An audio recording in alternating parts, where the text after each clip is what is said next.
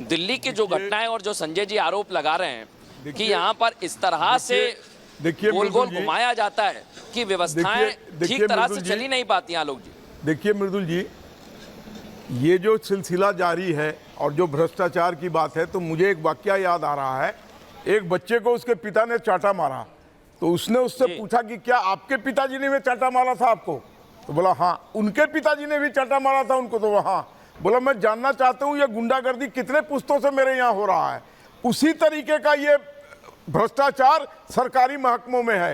ये सालों दर सालों हैंड बदलता है, सरकारें बदलती है, पर भ्रष्टाचार यथावत रहती है या बढ़ जाती है।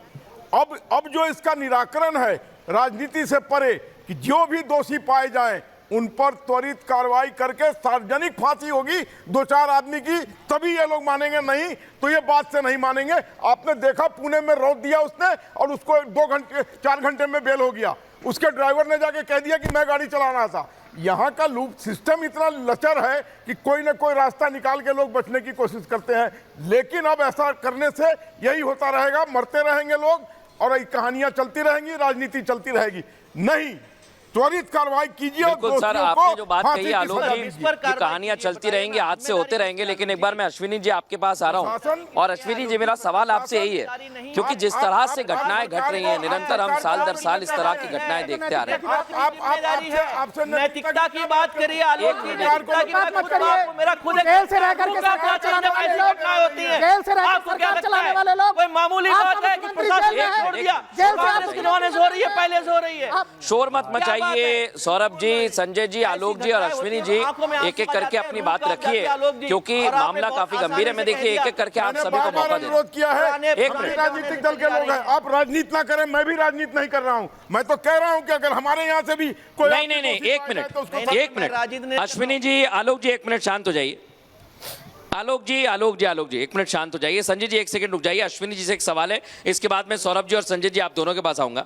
अश्विनी जी, मैं यही कहना चाह रहा हूं, आलोक जी ने कहा कि सिस्टम बड़ा लूप होल वाला है, फिर तो ऐसे ही हादसे होते रहेंगे, फिर तो हमें बात करना ही छोड़ देनी चाहिए। ठीक है, सिस्टम में लूप होल है, आए दिन ऐसे हादसे होते रहेंगे, फिर कोई मतलब ही नहीं है बात करने का। मृदुल जी, ये सिर्फ और सिर्फ अपने जिम्मेदारियों से मुकरने वाला वक्तव्य है कि पुरानी बहुत गहरी जड़ें हैं। अरे आपको क्यों लाए थे सत्ता में? आपको सत्ता सौंपी गई थी ताकि आप बेहतर, आपको भी लाए थे सत्ता में, आपने क्या बेहतरी की? आपने क्या बेहतरी की? शराब घोटाले में जिम्मेदारियों से भागना, कब तक भागोगे, कब तक छिपते रहोगे के लिए? क्या आपको इसे सत्ता में लाए थे? आप देखिएगा इस बार जनता आपको जवाब देगी। केजरीवाल वो प्रधानमंत्री जो ये बोलता है कि आप मुझे वोट दो, मैं आपको पुण्य दूंगा। अरे जब पुण्य की राजनीति होगी, तब पुण्य की राजनीति होगी, तो हमारे बच्चे ऐसे ही जलते रहेंगे। मैं एक बात कहना चाहता हूं, बिल्कुल नहीं। 1 मिनट अश्विनी जी और आलोक जी, आलोक जी, संजय जी, मैं एक बात कहना चाहता हूं। सौरभ आपके पास आ रहा हूं, क्योंकि ये कहा जा रहा है कि बहुत पुरानी जड़ें हैं, कहा जा रहा है कि आप बदलने के लिए आए थे, आपको बदला जाएगा। तो फिर जब कोर्ट कार्रवाई करती है सौरभ जी, तो बड़े गंभीर आरोप लगाए जाते हैं। उनका कहना है कि आप लोग ही सब कुछ चला रहे हैं, आप लोग ने सब पर कब्जा कर लिया है, एजेंसीज पर कब्जा कर लिया है। जब इतना कब्जा हो गया है तो ये प्रशासनिक लापरवाही नहीं दिखी क्या? नहीं, देखिए ये तो राजनीतिक आरोप है ना कि एजेंसियों पे कब्जा हो गया।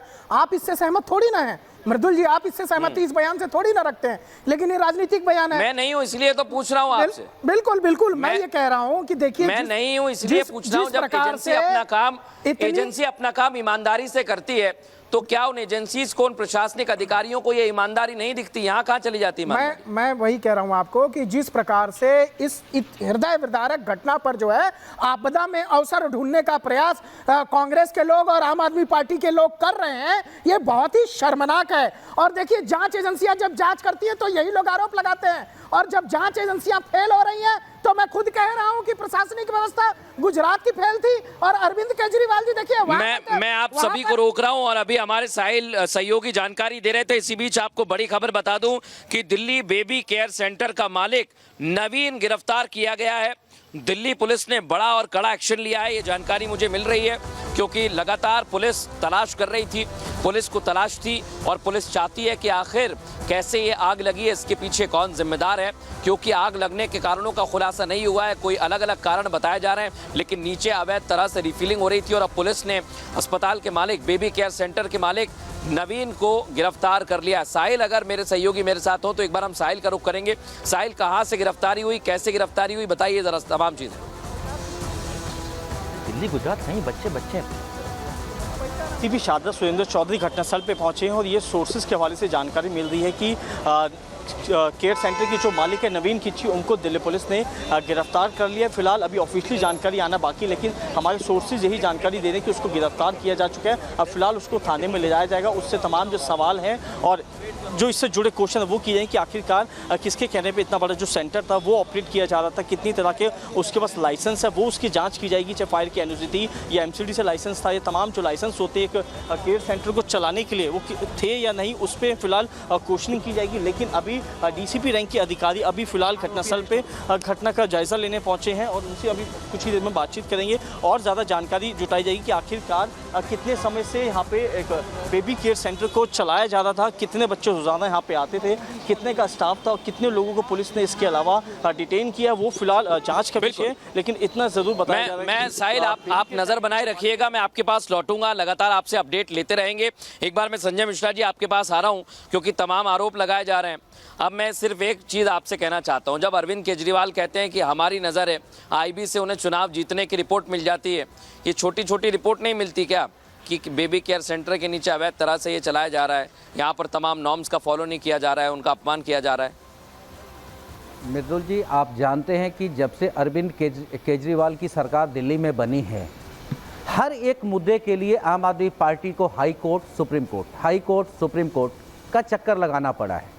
आपने ये भी देखा होगा कि किस तरह से सरकार को डिस्टर्ब करने के लिए केंद्र की सरकार, नरेंद्र मोदी जी की सरकार, भारतीय जनता पार्टी की सरकार, चाहे वो एलजी के माध्यम से हो, और आज एलजी के कारण जो एम्प्लॉई हैं, जो अधिकारी हैं, वो भी सरकार के मंत्रियों की बात नहीं सुन रहे हैं। ये भी बात मंत्रियों ने खुद आकर के बाहर प्रेस वार्ता में कही है। तो मैं मेरे पास थोड़ा सा समय कम है संजय जी, मेरे पास थोड़ा सा समय कम है, लेकिन एक बात मैं यहाँ पर कहना चाहता हूँ, और तमाम पार्टियों को कहना चाहता हूँ कि अगर आप सिस्टम में आए हैं और सिस्टम में अगर कोई खराबियां हैं तो वो बदलने का काम आप ही करेंगे। कोई प्रशासनिक अधिकारी यहाँ पर लंबे समय तक काम करता है, उसको काम में अगर लापरवाही है तो ठीक करने का काम आप करेंगे। अगर ये ब्लेम गेम की सियासत चलती रही तो इस तरह के हादसे होते रहेंगे और मासूमों की ज़िंदगियाँ जाती रहेंगी। अगर उस पर ठोस कार्रवाई नहीं हुई तो फिर आपके सिस्टम में या सत्ता पर बैठने का कोई भी कारण नहीं होना चाहिए। आपको तुरंत ही इस्तीफा देना चाहिए, चाहे वो कोई भी हो। फिलहाल प्रहार में इतना ही। बने रहिए हमारे साथ, एक छोटा सा ब्रेक, जल्द हाजिर होंगे।